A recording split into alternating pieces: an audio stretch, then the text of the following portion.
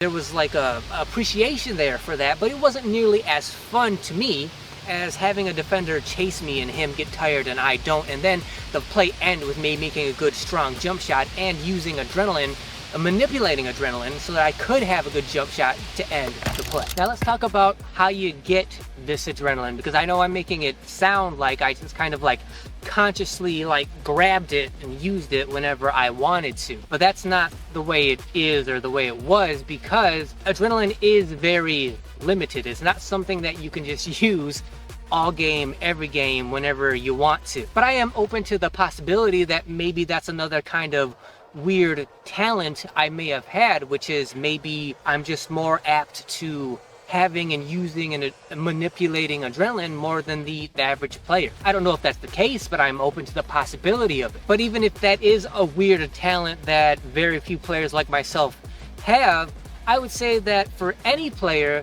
probably the closest way you can get to that environment where adrenaline is kind of readily available for you, I would say that's why I emphasize on this channel that fun and enjoyment is so important. Because the way I thought about it was my love and passion for the game that allowed me to have and use that adrenaline. Meaning, like, when I'm out here, I'm not just going through the motions. Like, I want to be the best basketball player I can be, but I'm doing it because I love it. I love the process. I love the curiosity of it, to see what I can do, how I can do it, if I can do it.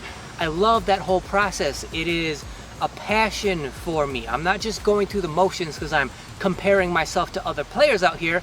I am endlessly, lovingly, obsessively curious about what can I do? What am I capable of out here? And so back in the day, the whole adrenaline thing started when I would be out here practicing, probably by myself, and I would do something, or I would experience something, a good jumper or something that would kind of make me feel good. Maybe it would kind of give me goosebumps because it's like, wow, it's cool. I did the thing that I didn't know if I could do, and I actually did it, and I did it on purpose.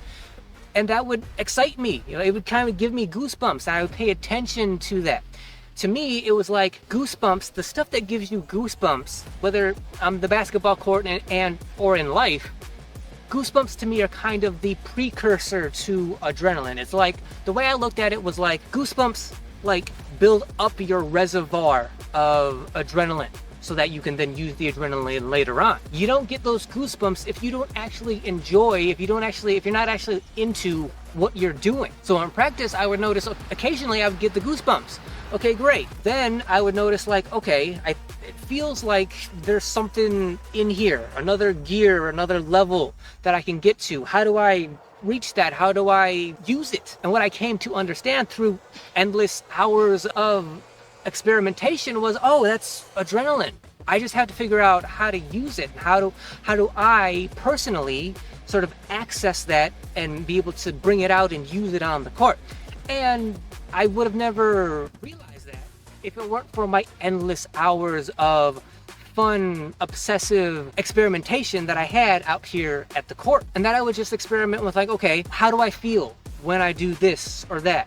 Do I get the goosebumps? Do I feel like I have another level, another gear that I can go to when I do this or that on the court? When do I feel it